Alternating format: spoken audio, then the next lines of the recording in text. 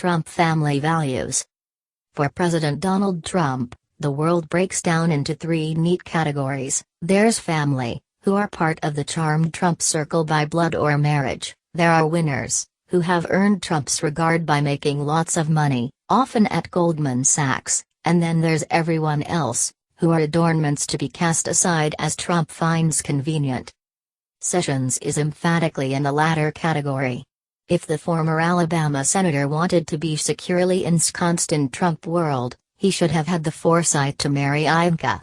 Nothing else, not endorsing early, not lending candidate Trump staff and policy expertise, not carrying water in trying circumstances, will ever make him anything more than some guy who happens to be Attorney General of the United States.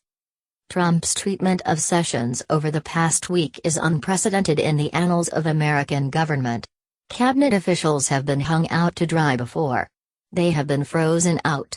They have been forced to resign or fired.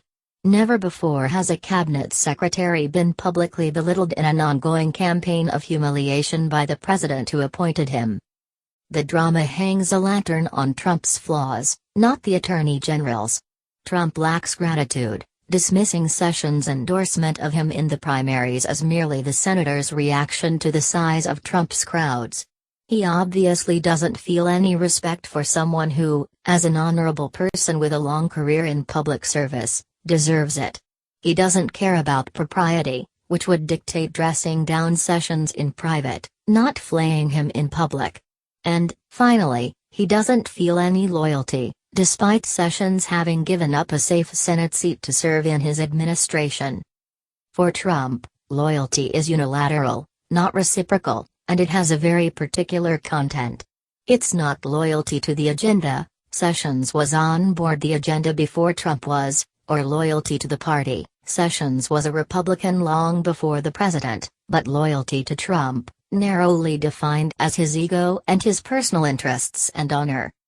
Robert Mueller's investigation, at the very least, punctures Trump's ego by creating an ongoing cloud over his election victory, and perhaps creates legal jeopardy for his family members. Insofar as Trump believes that Sessions enabled this assault on his personal honor by recusing himself from the Russian investigation, the Attorney General is persona non grata. He might as well have told the president that, yes, Hillary Clinton won the popular vote and Barack Obama had a bigger inaugural crowd. Sessions is guilty of what in legal parlance is called a status offense. He's offended Trump's status.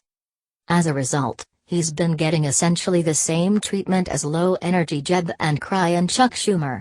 The Attorney General doesn't have a disparaging nickname, but Trump is demeaning him and using the same weapons he uses against any of his targets, namely, anything at hand, whether or not it makes any sense. Trump hits Sessions for not pursuing Clinton, when the president himself had called for letting the Clinton scandal go. Hillary had suffered greatly, Trump said after the election.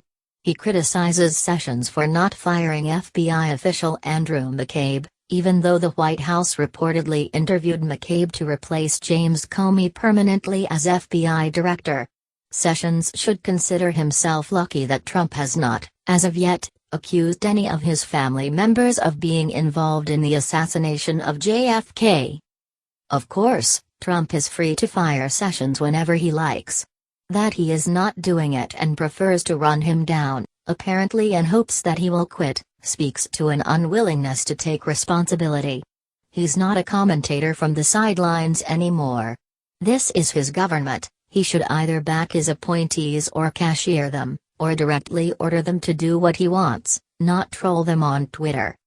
The episode shows the challenge that Republicans face in Trump. It is not ideological. Substantively, Trump is governing as more or less a conventional Republican. The challenge is characterological. How to work with a president who is key to advancing much of the GOP agenda without endorsing his brazen disregard for institutional and personal norms.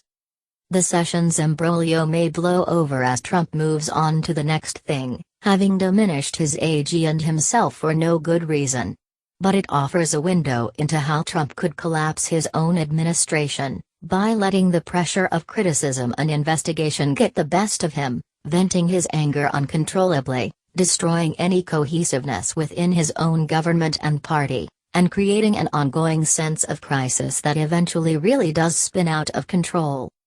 If this nightmare scenario becomes reality, the bizarre and small-minded campaign against Jeff Sessions will have been a sign of things to come.